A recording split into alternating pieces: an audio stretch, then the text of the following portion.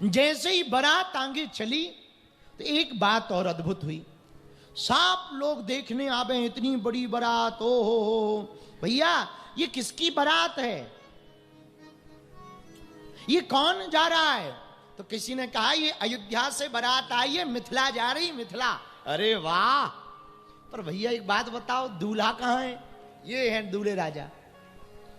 भरत जी और शत्रुघ्न जी की तरफ सब इशारा कर दें, ये दूल्हे राजा हैं।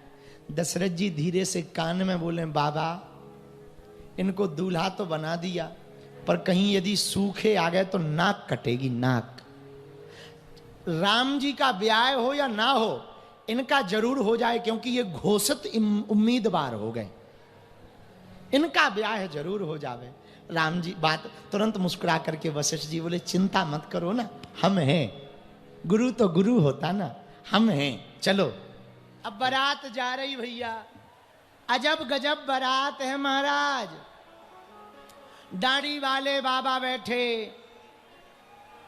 हाथ में माला लिए, चंदन लिए, वहां की सखियां देखकर हंस रही, ऐसी बारात ना देखी जिसमें सब बूढ़े बूढ़े आए।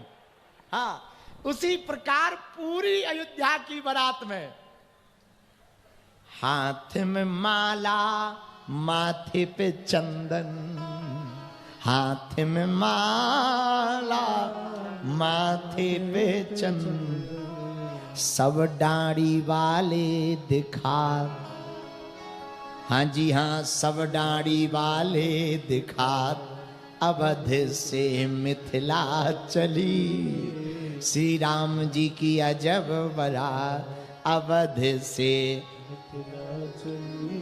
मिथिला में जब बारात पहुंच गई, राम जी दशरथ जी को मिले, रघुनाथ जी पिताजी को प्रणाम किया, वशिष्ठ जी को प्रणाम किया, भरत जी को गले लगाया।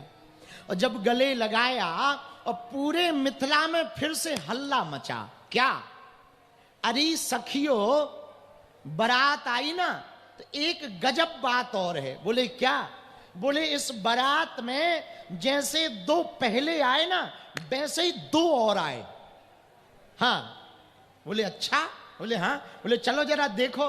सब मिथिला वाले देखने गए तो भरत जी को, शत्रुघ्न जी को देखकर बोले, अरे भैया एक जोड़ा पहले आया, अब दूसरा जोड़ा आ गया, ये कौन है? तो राम जी ने इशारा करके कहा, ये हमारे भैया हैं, ये हमसे छोटे हैं भरत। ये जो शत्रुघ्न जी है ना, ये लक्ष्मण जी से छोटे हैं, और दोनों का जोड़ा गजब है, राम जी लक्ष्मण जी। राम जी कैसे हैं? राम जी सांवले हैं। लक्ष्मण जी कैसे? लक्ष्मण जी गोरे हैं। इधर भरत जी का जोड़ा कैसा? भरत जी सांवले हैं, लक्ष्मण जी गोरे हैं। दोनों का गजब का। तब तो गुरुजी ने जब भेजा ना पहली बार विश्वामित्र जी के साथ में, तो बड़ी बुद्धि से भेजा। पहले राम जी और लक्ष्मण जी को भेजा। राम जी और भरत जी को भेजते तो दोनों एक से हो जाते, तो जोड़ा बना दिया। राम जी को लक्ष्मण जी को भेजा। पूरे नगर में हल्ला मच गया। क्या भैया, दो और वैसे ही आ गए हैं? अच्छा हाँ, पर एक बात बोले, सखियां कह रही, चारों की जोड़ी कमाल की है। चारों दूल्हा बने। जब राम जी का विवाह हो गया, लक्ष्मण जी का भी हुआ, तो वशिष्ठ जी ने कहा दो और हैं। तो जनक जी बोले, महाराज आप, दशरथ जी से बोले, महाराज आपके 4 बेटा हैं, तो हम पे 4 बेटियां हैं। विश्वामित्र जी बोले, मौका बढ़िया है, हम भी 4 लेके आए। दशरथ जी की तरफ देख के बोले, देखो क्या बढ़िया सेटिंग की अपन ने। मिथिला वाले दशरथ जी को, वशिष्ठ जी को देखकर बोले, बड़े होशियार हैं। बोले क्या होशियार है? बोले पहले 2 की व्यवस्था बनाई, अब 4 की बना ली। वशिष्ठ जी धीरे से बोले, यहां जितने बारात में बिना ब्याह वाले आए सब व्यवस्था करो। हाँ, सबकी व्यवस्था होनी चाहिए।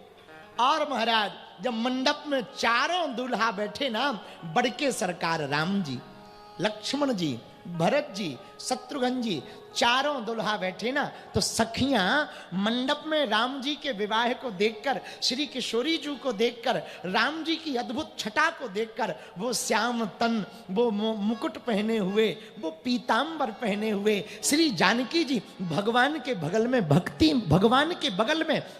मैया, राम जी सांवले हैं, किशोरी जी कनक वर्ण है, दोनों की जोड़ा को देखकर पूरे बराती और घराती मोहित हो गए और सखियां गारी गाने लगी। क्या? जब भावरें होती हैं तो माताएं गाती हैं ना, तो जब भावर पड़ने लगी तब सखियां गाने लगी। बड़ा अद्भुत गीत सखियां गा करके कहती हैं, सुनो। आजो मिथिला नगरिया निहाल सखिया, आजो मिथिला नगरिया निहाल सखिया। तब तक दूसरी सखी बोली, चारों दुल्हा में बड़े का कमाल सखिया, चारों दुल्हा में बड़े का कमाल सखिया। आजो मिथिला